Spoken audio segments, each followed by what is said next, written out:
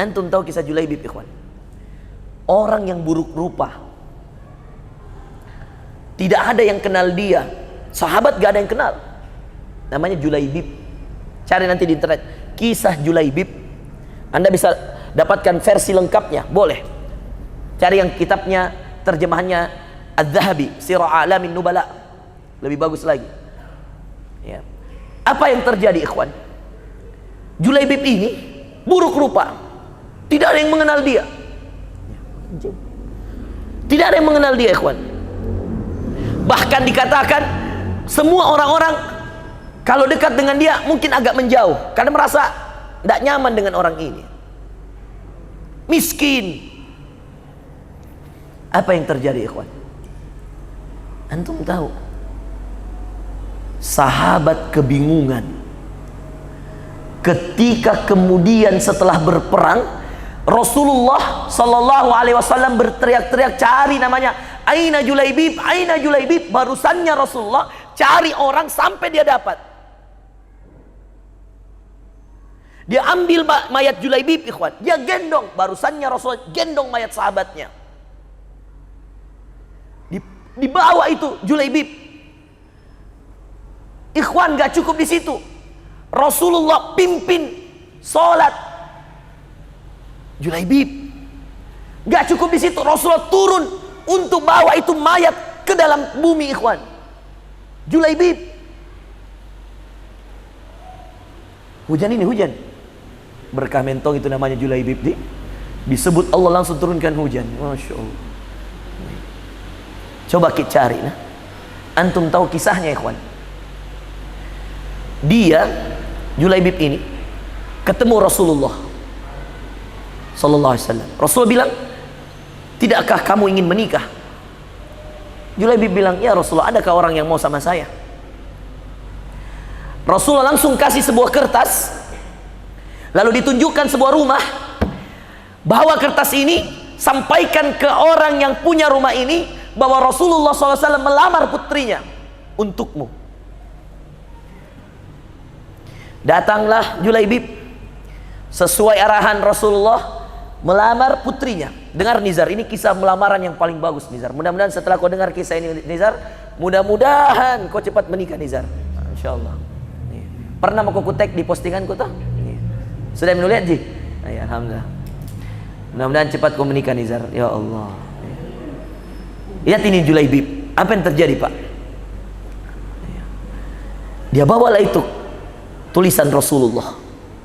Dia berikan kepada penghuni rumah. Diketuk rumahnya, dibukakan pintu, suruh duduk. Ada apa ya? Kata penghuni rumah, katanya saya membawa pesan dari Rasulullah untuk melamar putrimu. Wih, senang sekali, Pak. Anak perempuannya ini di belakang tirai, ibunya belakang tirai. Mereka langsung berpelukan, lalu mengatakan, Masya Allah, Rasulullah melamar kita. Lalu kemudian bapaknya bertanya, kapan Rasulullah akan datang untuk melamar putri kami? Dia katakan, saya tidak tahu, Pak. Tetapi yang disuruh untuk melamar putrinya adalah untuk saya. Langsung berubah wajahnya bapaknya, ikhwan. Wih, tidak salah ini Rasulullah. Dia tahu putriku cantik satu-satunya. Dia tahu putri saya tidak pernah bersentuhan dengan laki-laki yang bukan mahramnya. Dia tahu putri saya terjaga dengan baik di rumah. Dia tahu saya dekat dengan agama. Kenapa dia utus orang seperti ini? Lalu sempat bapaknya bertanya, jangan-jangan Rasulullah salah rumah? Lalu dikasih lihat, tidak Pak, di sini rumahnya. Atau jangan-jangan Rasulullah salah orang? Dia bilang, tidak Pak, saya yang dikasih tulisan ini. Karena tidak enak memutuskan langsung, dia katakan, kalau begitu tunggu, saya ke belakang dulu.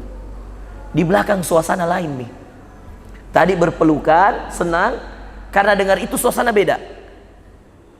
Ibunya cemberut, anaknya tegar. Diajaklah musyawarah.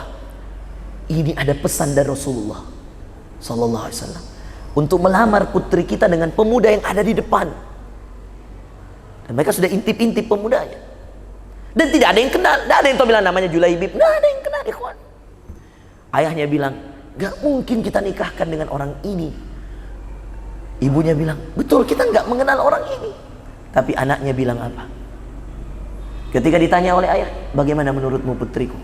Kata dia, adakah yang lebih baik dari yang dianjurkan oleh Rasulullah SAW?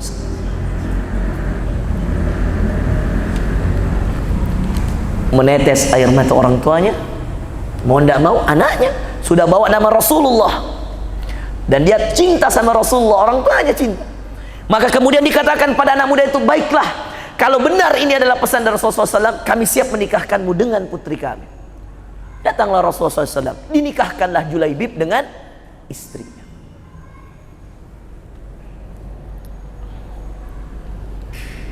Setelah menikah, ikhwan, malam pertama datang. Ketika hendak masuk waktu malam, ini waktu malam pertama, ikhwan, tiba-tiba ada panggilan seruan dari luar rumah. Ja'al harb, ja'al harb. Telah datang waktu berperang, telah datang waktu berperang. Jadi semua yang terpanggil untuk berperang ini, kan dulu ada Rasulullah, ikhwan, keluar rumah. Lewat panggilan itu di depan rumahnya Julaibib. Malam pertama. Kira-kira kalau kita, ikhwan, malam pertama, mungkin kita akan mengatakan ada di perang yang lain. Betul? Yang kedua, ini bukan sembarang orang yang dinikahin, wanita tercantik di zaman itu, ikhwan. Atau mungkin ya minimal-minimal kita bilang, iya, perang, iya perang. Tunggu dulu, tunggu. Iya, kasih selesai dulu ini, iya. Coba. Tapi tidak, ikhwan. Julaibib, apa kata Julaibib pada istrinya? Saya datang menikahimu karena Allah atas anjuran Rasulullah. Hari ini, malam ini, setelah saya menikahimu, anjuran Rasulullah datang untuk Allah. Maka mohon maaf istriku, izinkan suamimu untuk mengutamakan Allah dan Rasulnya. Apa kata istrinya? Allah dan Rasulnya harus selalu diutamakan, karena itulah juga saya menerima lamaranmu. Berangkat salim istrinya, gak ada malam pertama, yang ada perang pertama. Ikhwas sekalian, selesai perang meninggal Julaibib. Dan yang tahu dia pengantin baru hanya Rasulullah. Yang tahu dia ikut perang Rasulullah.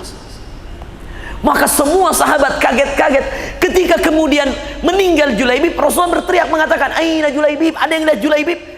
Sahabat aja nggak tahu yang mana yang namanya Julaibib. Antum bayang, dicari ikhwan, Julaibib, Julaibib, Julaibib, sampai akhirnya apa ikhwas sekalian? Didapat oleh Rasulullah. Menangis Rasulullah gendong. Bayangkan ya, kalau orang yang meninggal dalam keadaan berperang itu nggak dimandikan ya, ini ilmu ya. Dua yang meninggal itu yang tidak dimandikan ikhwan. Satu berperang, dua berihram. Dia dikuburkan dengan kain ihramnya ya. Jadi nggak dimandikan lagi, langsung dikuburkan dengan keadaan itu. Apa yang terjadi ikhwan? Dikuburkan oleh Rasul, disolatkan, dikuburkan oleh Rasul. Sampai semua sahabat bertanya-tanya, siapa Julaibib? Kematian ikhwan, yang meninggalkan malam pertama meninggalnya di medan perang, yang hari-hari berperang meninggalnya di atas kasur, meninggalnya di tempat tidur. Khalid bin Walid hari-hari berperang, panglima perang, sampai dijuluki Saifullah, pedangnya Allah, meninggalnya di atas sebuah ranjang kasur tempat tidur. Yang jarang berperang, yang bahkan dia harus merelakan malam pertamanya, seakan Allah ingin mengatakan, tinggalkan itu, saya sudah siapkan di surga untukmu.